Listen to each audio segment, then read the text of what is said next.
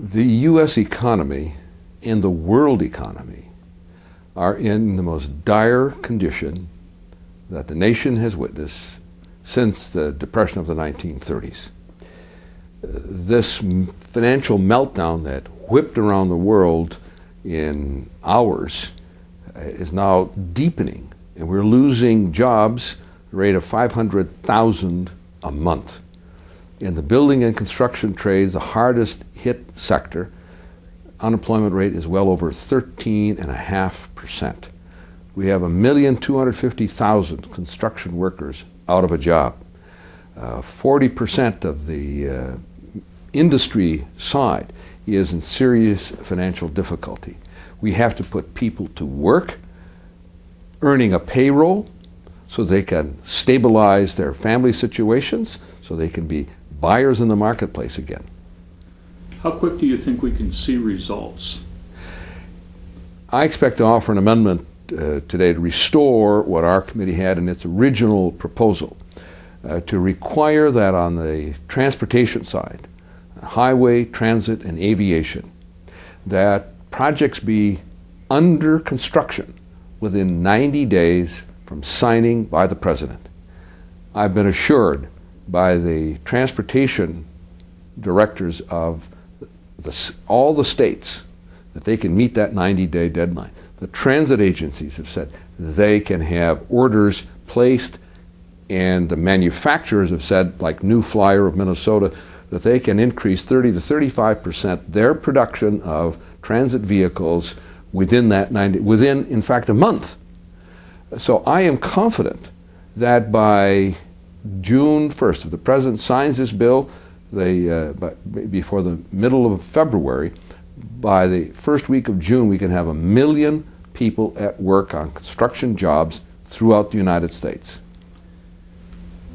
Whether it's for good or bad, you have dealt with, as a public policymaker and a legislator, economic crisis for a good portion of your career.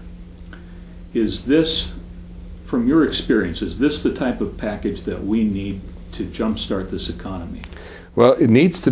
We need this stimulus. We need to create real jobs of persons who are skilled, trained, out of work now, and we have to have a forcing mechanism. A lesson I learned from the three previous stimulus of the mid-1960s, the 70s, and the 80s. We didn't have accounting, we didn't have accountability, we didn't have transparency, and we didn't have a forcing mechanism to require the local jurisdictions, state jurisdictions, to put contracts into place quickly. We do now with my amendment that requires contracts to be in place within 90 days, or the state or the transit agency or the airport authority loses their entitlement fund. It goes back to the national pot to be redistributed elsewhere. I think with that forcing mechanism and with the accountability provisions that I have included in our portion, that every 30 days we're going to have a hearing, we're going to report on the jobs created, the contracts that are in place, the skills at work, the payroll by each of the contractors, and we will report to the nation on what is happening in the workplace. I've heard you joke about the Senate in the past, saying that the Senate is a place where good bills go to die. Should the Senate come up with a version of the bill that you're not happy with, what influence can you have? How can you help set that right and make sure that this is an effective piece of legislation? Well, the difference this time is that we have an administration that's committing to putting people to work, that is committed to stimulating our economy to a short-term and a long-term economic recovery.